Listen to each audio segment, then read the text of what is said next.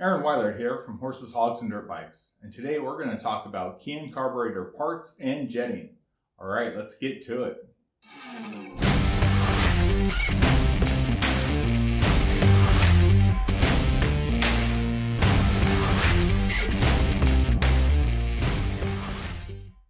Aaron Weiler here from Horses, Hogs, and Dirt Bikes. If you haven't already, please like and subscribe below. Comments are always very welcome.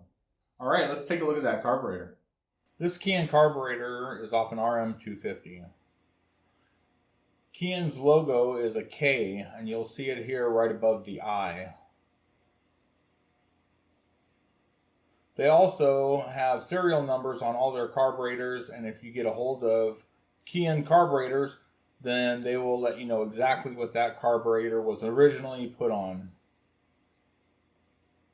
All of Keihin's parts are all stamped with their logo, that K, and the part number. As you can see on this needle, there is no part number on it. There's no way for anybody to tell what type or size it is, so it's unclear on whether it's the right one that's in there or not. They're supposed to be marked like this. As you can see on this slow jet, it's marked with the K and the number 45, which is lean for standard. The main jet is a 165, and it's also several steps lean, as we'll see in a moment. You can see here that somebody has tightened the air idle screw so tight that they've partially stripped the head. There's no reason for that because the tension of the spring holds it in place. It should never be bottomed out that tight. You can see also that the idle screw has also been tightened so tight it almost twisted the whole top off, which is also unnecessary. The RM250 manual makes it very clear that a standard day is sea level, 68 degrees, 50% humidity. And that will run best with the standard settings that it gives you, including the jet sizes. You can see here that it's 1, 2, 3, 4 steps lean on the main jet, and you'll see that it's 1 step lean on the slow jet. The needle was also in the 4th position, which makes it actually rich, as you can see by that picture right there. The standard settings for this carburetor are right here. And if you live where I do, then this is exactly what the standard day they're talking about is. So I'd like to look in the book of the manufacturer and see what they have to say about jetting this carburetor. Right here you can see that they actually explain to you the principles of carburetor tuning.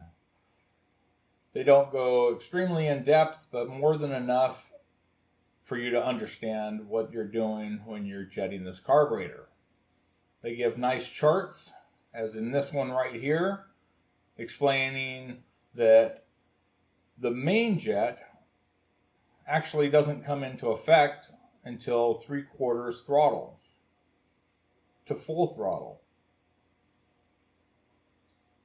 And the needle doesn't come into effect until 1/4 to 3/4, and the slow jet is from idle to 1/4 throttle.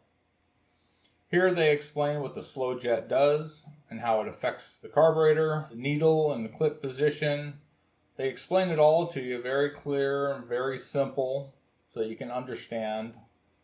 It's not a big science. They do all the science for you and then make it nice and simple with graphs and charts.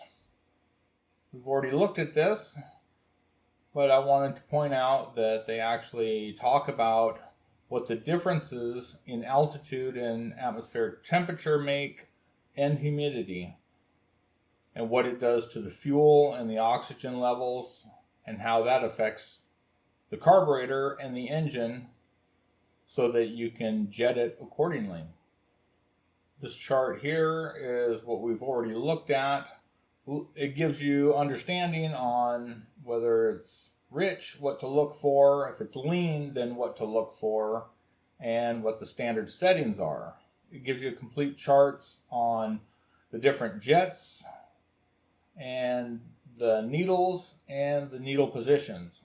Here they show you that step 1 is the adjustment of the slow system, step 2, the main system, step 3, which is the intermediate system, which is the needle, and then we go back to the slow system to fine tune it, and then if necessary, back to the needle, and that finishes off our jetting.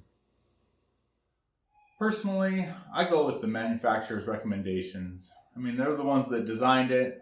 They know all the science behind it.